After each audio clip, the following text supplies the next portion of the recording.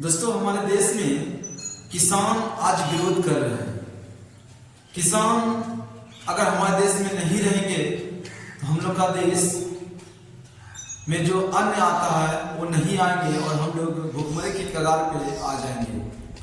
हम लोग का देश एक कृषि प्रधान देश है और यहाँ पे अधिक से अधिक जनसंख्या किसान जो कि खेती पर निर्भर ही रहते हैं और उसकी जो मेहनत है, जो हर चीज करके आज अनाज उपजाते हैं जिससे देशवासी अनाज खा करके अपना भूख मिटाते हैं। आज उसकी जो आवाज है, जो उसका विरोध करने का जो प्रावधान है, इस पे सरकार क्या निर्णय ले रही है, ये सारे बातों को सोचने का विषय है। और पंजाब से यह आंदोलन की शुरुआत हुई, जो कि सबसे ज्यादा गेहूं उपजाने का जो क्षेत्र है वो पंजाब ही कहलाता है, जिसके कारण से ये पूरे देश में जितने भी किसान हैं उसको सही रेट मिले, जो कि किसान का ये बात है।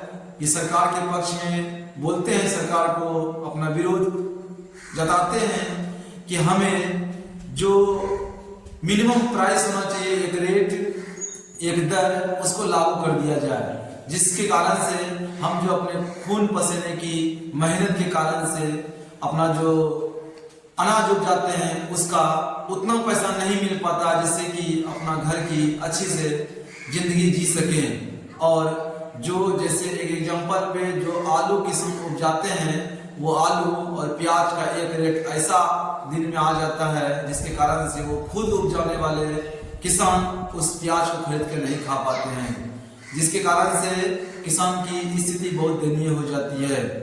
तो ये अपना विरोध जताते हैं कि एक मिनिमम, एक प्राइस फिक्स कर दीजिए, एक रेट, जिसके कारण से हम अपने अनाज को बेच सके और अधिक से अधिक मुनाफा कमा सके, जिससे हमारी अच्छी जिंदगी चले। लेकिन इसमें सरकार जो है वो अनदेखी कर रही है, क्योंकि सब मुद्दा ही सरकार इस आंदोलन में अपनी भूमिका क्या निभाना चाहिए और क्या निभा रहे हैं। दोस्तों, किसान को जो मिनिमम रेट मिलना चाहिए उस पे कोई भी सरकार, कोई भी मंत्री बात करने के लिए तैयार नहीं है। और कुछ लोग कहते हैं कि अगर किसान ये बात कह करके अपना रेट कम करवा लेते हैं तो कल जो कपड़ा बेचते हैं, जो मजदूर सड़क बनाते हैं, वो भी बोलेंगे कि नहीं, हमको भी एक रेट फिक्स कर दीजिए। जैसे अभी कोई सामान मार्केट में बिकता है, उसका रेट है 10 रुपया, लेकिन जिस समय पूरा खेत में उपजने लगती है, जिसका सीजन आ जाता है, उस समय उसका रेट हो जाता है 5 रुपया। अगर ये मिनिमम रेट तय कर देगा तो इसके कम तो रेट नहीं हो पाएगा, जिसके कारण से जो लोग गरीब हैं, जो जिसके पास खेती नहीं है, वो अन्य किसान पे निर्भर रहते हैं, उसकी दयनीय तो और स्थिति खराब हो जाएंगे। लेकिन ये बात तो सही है, लेकिन यहाँ पे लोगों के कहना भी ठीक है, लेकिन जो किसान उपजाते हैं उसमें ही रेट कम क्यों कर रहे हैं? बिजनेसमैन को, जैसे पतंजलि, वो आटा का दाम 60 रुपया कर देगा, उसमें कोई टेंशन की बात नहीं सरकार को। लेकिन जो गेहूं उपजाते हैं, जो कि गेहूं से ही आटा बनता है, और गेहूं जो है, गेहूं का रेट में ये मूल्य को तय करने में आज इतना बड़ी बात सोच रहे हैं लोग।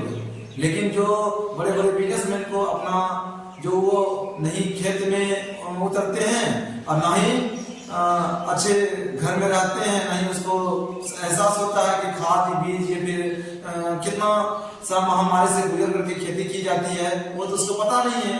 वो क्या है, सिर्फ पैसा लगाते हैं, पूंजी लगा के व्यापारी बन जाते हैं और यहाँ से मिनिमम प्राइस में लेकर के अपने पास रख लेते हैं। जिस समय रेट बढ़ते हैं उसको क्या करते हैं, मार्केट में बेच करके मुनाफा कमा लेते हैं, उससे उसका जीवन यापन बेहतर होता है।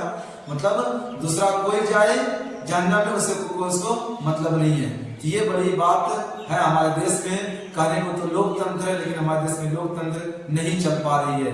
ये बड़ी विडंबना की बात है हमारे समाज में, क्योंकि आज अगर लोकतंत्र है तो लोकतंत्र की जो प्रावधान है उस पर देश चल कहाँ रहे हैं, ये सोचने वाली विषय